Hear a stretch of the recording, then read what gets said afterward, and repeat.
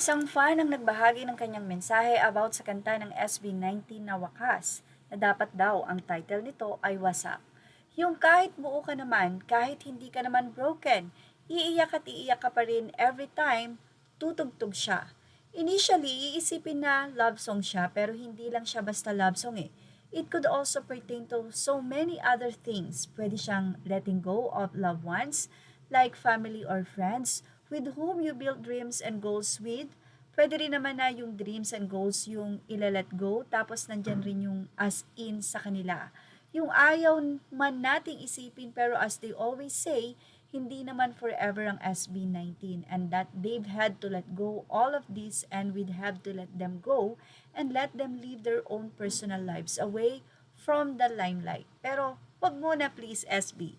Bakit naman ganito to, Pablo? Mas masakit pa to sa niebe, liham, ilaw at time eh. Kaya naman pala favorite mo siya. Mapanakit ka talaga, brother. So I think final na wakas, wasak. Isang post naman mula sa 18 official group ang nagsabing wasak na ba ang lahat? Kay wakas? Samantala isang 18 naman ang nagbahagi ng nasabing video na ito kung saan ay binidyohan niya ang mga komento mula sa SB19 album na Wakas at Simula. At dito nga makikita na halos mga banyaga. Madalang po ang Pinoy na nag-comment dito.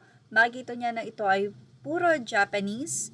And I don't know kung may Taiwanese dito or ano pa mang lahi. Pero makikita na ang dami na nga po talagang fans ng SB19 na hindi lang mga Pinoy. At ito po ay isang proof. Ayon pa kay Lee Garcia, nasa Pilipinas daw ba siya nanonood dahil puro sa ibang bansa nga ang komento ng nasabi nga pong single na ito ng SB19. At actually sa video na po na yan, pinapatugtog po ang collaboration ng SB19 at Be First na Toy Friend. Kung saan ay yon, marami po ang nagkomento at dahil po halos puro Japanese din ito. Of course, sa mga fans din ng Be First. Isa nga itong strategy, kaya ang SB19 ay isa sa kilalang kilala na rin po sa Japan at favorite nga po sila ng Japan na kung saan sa darating nga po na summer ay mapapanood sila sa isang festival doon. At yan po ay in-announce ng SB19 sa Tokyo ang Summer Sonic. Well, mukhang napakarami na nga pong mga Japanese fan ang nag-iintay sa performance ng SB19.